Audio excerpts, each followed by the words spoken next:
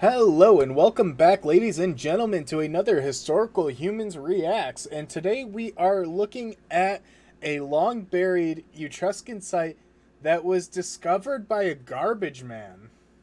In Yep. how does that connection really make sense? Well, one of the key things and one of the reasons why we chose to bring this article to you today is the importance of local knowledge when it comes to archaeological sites and archaeological treasures. Now, the statues were found as part of the excavation in search of the, I believe, Roman baths in the town of San Casciano dei Bagni, which for about uh, several years, I want to say about 2 or 3 years, dug up and found nothing until the archaeologists, uh, I think by chance, ended up consulting with a local garbage man and amateur historian. So he ended up talking to them because this garbage man was a little bit of a historian himself, tend to dabble in the ancient Yeah, arts, so to speak. yeah. People like history, and that's where we both are. Impossible. It's not like we built a whole channel around that. Yes, Um, but he was visiting a friend, and in the friend's backyard, he noticed a few columns, a few Roman columns in his friend's garden wall. Yeah, no, it was just literally column buried. It's in the I am wall. there. I am there. I am. Listen, listen, listen. I am Italian. That is my name. We are all in on this. But he looked and was like, I think those might be the Roman things that those archaeologists over there are looking for. Yeah, Let me go and tell them and see what they have to yeah, say. and so he brought it to the attention of the archaeologists, and that was in fact where the baths were. And you can see, I believe, in the main picture, the front page picture they have for this article, you can see sort of the bath complex that has been excavated. Wow. It's I want to say it's not the most complicated one I've seen, but it's a big one. That is a big one because like you can see the car for scale right there, the Yeah. bottom of the picture. Yeah, that's not a small compound.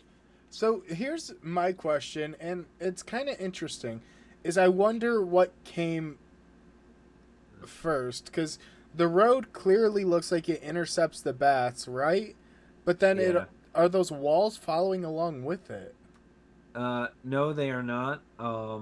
I believe you can tell because by Yeah, they're the bend. undercutting there. Yeah, the bend of the road cuts into what I want to say. It's not the Friginarium.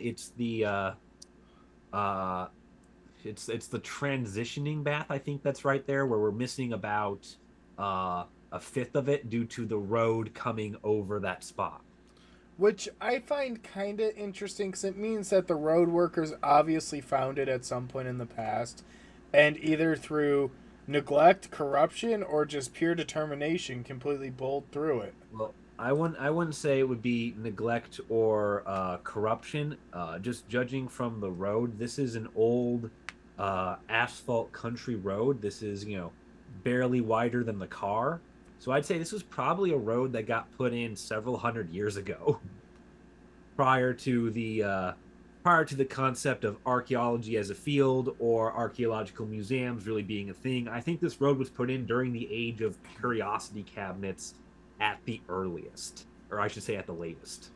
Yeah, but what is interesting is the statues that they found. They actually have a picture of it in situ here, which I find very fascinating because one, look at how wet and muddy that ground is. That would have been Yes. awful to dig Oh yeah. through. Oh yeah. Look at that. Oh, that's some beautiful Oh, Tuscan clay right there.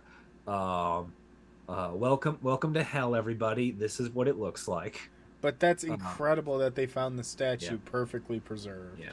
Yeah. And so these statues are the highlight of the article for two reasons. Number one, they are Etruscan, not Roman, which means that they predate Rome's presence in Tuscany by up to 500 years. Wow.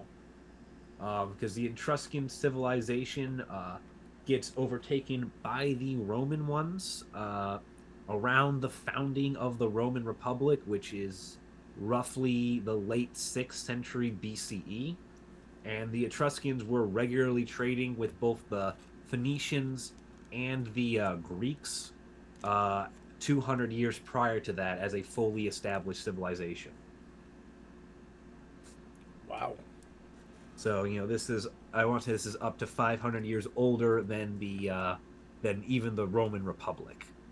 Yeah. Romulus and Remus's great, great, great, great, great. Yeah. Uh, um, well, fun fact: the earliest kings of Rome, several of them were actually Etruscan. ooh, They were Romulus is mythological and believed to be uh, he's Alba Longan, which is a different city, but he's still in Latium. He was still a Latin. Uh, but several of the later kings that are listed were Etruscan prior to the Republic. Several of them had Etruscan names. wow. So I made a Yeah. joke, but kind of new Rome lore just dropped. No, no, yeah, that is a lot. The other thing that makes these statues very much the highlight of the show is it's in the subtitle of the article itself, but these are the first bronze statues to have accurate renditions of internal organs. Wow. They completed the internal anatomy. Most statues just focus on the skin deep, on getting poses and musculature correct, getting the facial structure right. But this one actually went for the like complete body. This is like your science biology class, anatomical model as a bronze statue. See, I don't even think that's the coolest part about it. I think the coolest part about it is the reason it got buried. It was tradition that anytime something got struck by lightning, it was considered to be imbued with divinity. So they would bury it as kind of like a good omen or a good totem. Yeah. So the fact that this got struck by lightning, buried, and has since survived is just so cool. Yes, very cool. And just for those wondering, the name of the Etruscan city-state that this would have belonged to is Chiusi. It would be a Chiusi statue here, which is very fun because the Etruscan, like the Latins, was several city-states that vied for power among themselves and projected power outward. Rome did a similar thing with the other Latin city states, but very quickly overwhelmed them when the time came. Wow. Yeah. So yeah, just kind of a cool little thing to come out in the news and something to talk about because community engagement and locals are a huge value in archaeology. Just Yeah. talking to them can provide wealths of knowledge and wealths of information. Yeah. And to have a buried, struck by lightning statue, that's pretty awesome. Yeah. Well, yeah. Just look at the bathhouse complex there too. Like that is a major find. People were digging for years trying to find it. Oops, And it was in my backyard. yeah. But Yeah. thank you guys for watching. If you enjoyed, be sure to check out some of our other episodes listed down below. We'll see you in the next one.